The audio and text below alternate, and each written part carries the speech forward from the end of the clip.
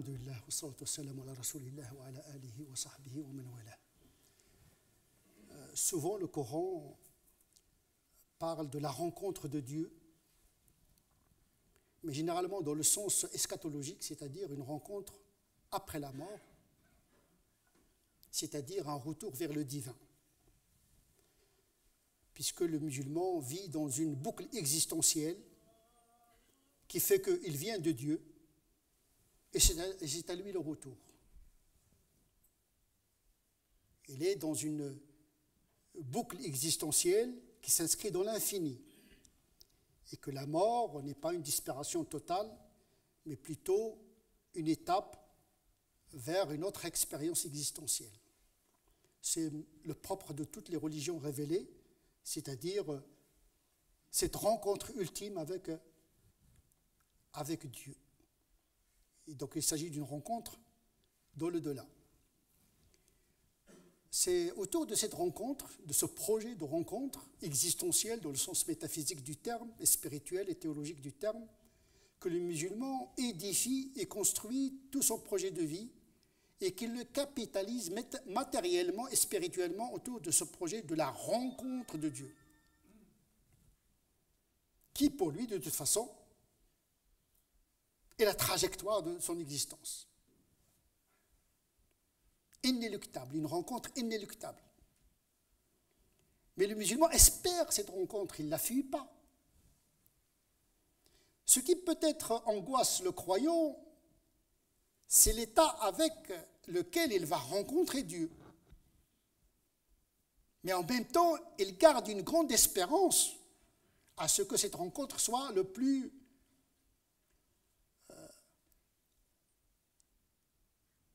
bénéfique pour lui, dans la béatitude et la félicité.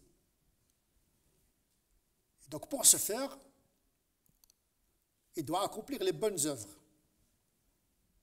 Mais généralement, les musulmans, quand nous parlons des bonnes œuvres, nous nous limitons uniquement à des pratiques comme si les pratiques sont une fin en soi. Or, les pratiques s'inscrivent dans un projet. Faire la prière pour la prière, le jeûne pour le jeûne, etc., ça n'a aucun sens, parce que ce projet doit mener vers quelque chose de transcendant, qui permet de faire évoluer moralement, spirituellement et même intellectuellement le croyant. Nous avons un passage qui résume presque ce projet de rencontre, qui passe par la médiation du prophète sallallahu alayhi wa sallam, dans lequel, dans Surat al-Kahf, c'est le chapitre de la grotte, où il y a ces jeunes chrétiens qui ont fui la tyrannie de l'empereur de leur époque, les 7 dormants, comme on dit. C'est-à-dire que dans la grotte, que peut se faire la rencontre de Dieu, c'est-à-dire qu'on peut rencontrer Dieu dans des moments parfois inattendus. On peut le rencontrer dans la prière, on peut le rencontrer dans une situation. L'essentiel, c'est que le musulman doit garder toujours ouvert son esprit à cette rencontre de Dieu. On va voir qu'en vérité, la rencontre n'est pas uniquement la rencontre dans l'au-delà. Mais on va rester à ce stade de préparation à la rencontre dans l'au-delà.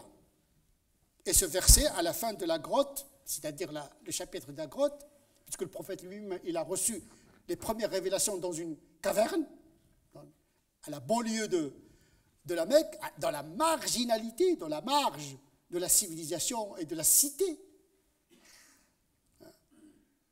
pour dire que la rencontre de Dieu ne se fait pas dans l'agitation, le bruit, la tension et l'effervescence matérielle de la vie. Elle se fait dans la sérénité et dans le recueillement. C'est pour cette raison, celui qui veut préparer cette rencontre, il doit la préparer d'abord à travers le culte, c'est-à-dire les pratiques silencieuses qui demandent une certaine sérénité, la prière, le jeûne, par exemple, le dhikr, le recueillement, la méditation,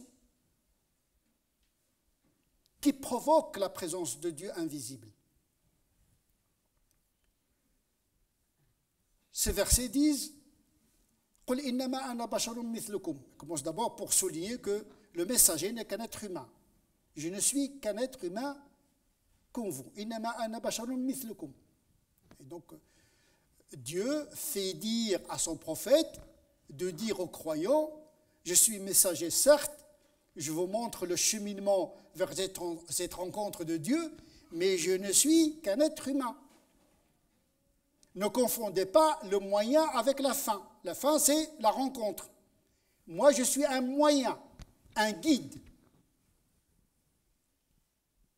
Sauf que je reçois la révélation. Voilà la différence. Je suis un être humain, mais je reçois une information qui me vient de l'au-delà. Yuha ilay. Annama ilahakum ilahu wahid. Attention, ne vous trompez pas de Dieu. Il est transcendant, il est unique. Ne tombez pas dans la tentation iconique. Adorer l'icône et les images et les personnes, l'idolâtrie, pour dire simple. Parce qu'il y a toujours cette tentation de confondre la fin avec le moyen. Le guide avec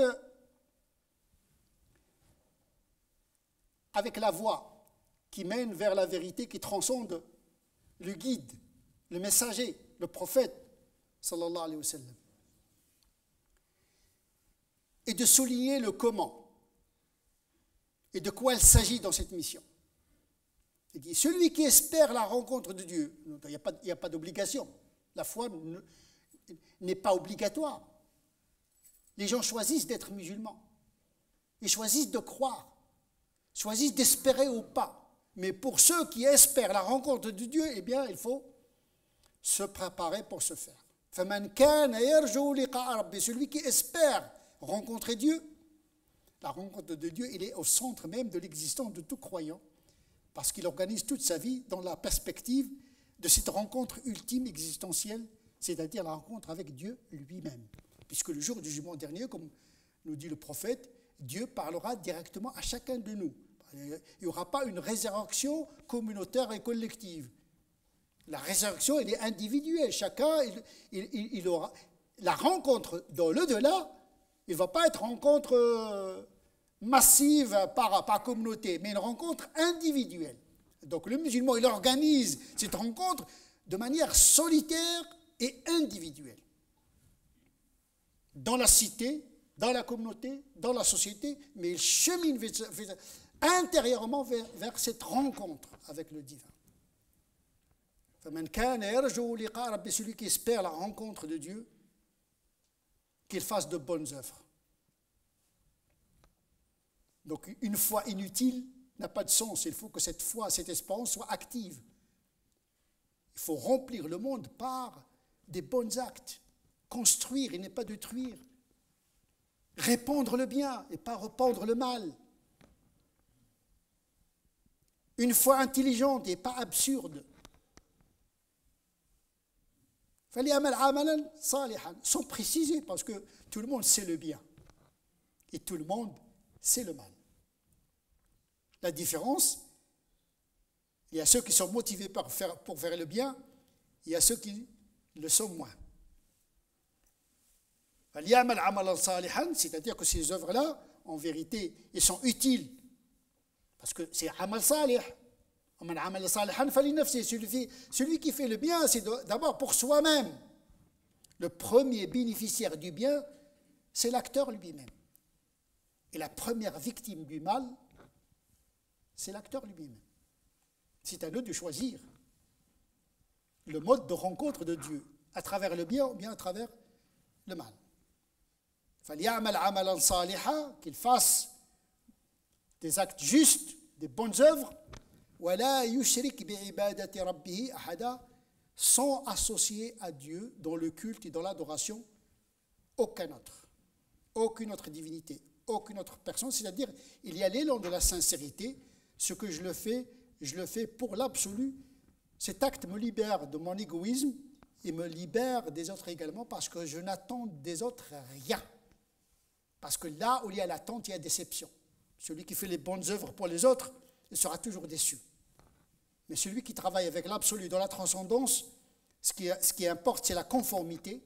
dans un projet qui le mène vers cette rencontre inéluctable qui est la rencontre de Dieu. Mais en réalité, il y a une autre rencontre de Dieu. Cette rencontre se fait ici et maintenant. Parce que Dieu de l'au-delà, c'est Dieu de l'ici maintenant. Il ne va pas changer. Le Dieu de l'au-delà, il ne va pas changer. C'est toujours le même. Il y a des croyants qui ont un autre projet. Pas celui de faire des œuvres pour rencontrer Dieu dans l'au-delà. Mais ils considèrent que leurs œuvres s'inscrivent dans un projet initiatique qui mène vers la rencontre de Dieu, qui procure la sérénité et la paix et la félicité dans ce bas monde. Bien sûr, une félicité intérieure. Il ne s'agit pas d'un hédonisme dessous. Il ne s'agit pas de chercher une jouissance quelconque, mais une sérénité spirituelle. Attention, il ne faut pas confondre les jouissances spirituelles avec les jouissances biologiques et psychologiques. Parfois, on confond les deux. Parfois, on confond même la psychiatrie avec l'expérience spirituelle. Il y a des délires mystiques. Là, on parle vraiment d'un cheminement initiatique spirituel conscientisé. Car le but des pratiques, bien sûr, c'est d'acquérir la félicité dans l'au-delà, mais faire régner la félicité dans l'ici-bas. Il y a deux saluts. Il y a le salut dans l'au-delà, mais il faut œuvrer pour avoir le salut dans l'ici-bas. Parce que malheureusement, dans le discours religieux classique, le musulman doit faire le choix redoutable de choisir là ou bien la félicité dans l'au-delà, ou bien jouir de ce bas monde. Dieu n'a pas mis l'individu devant ce choix redoutable. Par contre, le fait de restreindre toute sa vie à un niveau matériel, c'est cela qui est préjudiciable. Vous préférez la vie matérielle. Mais ce n'est pas négatif d'avoir une vie matérielle. Sauf que si votre seul projet, c'est la vie matérielle, vous êtes en train de construire votre propre malheur. C'est comme quelqu'un qui a soif et qui ne cesse de boire de l'eau salée. Et donc le bonheur est ailleurs. Il se fait à partir de rien. C'est dans l'être et pas dans l'avoir. Et ça, on peut le trouver justement dans les pratiques cultuelles, parce que le culte, il a une fonction. Bien sûr, le culte est de l'ordre de la symbolique, les 5 prières, le jeûne, la méditation, le dhikr.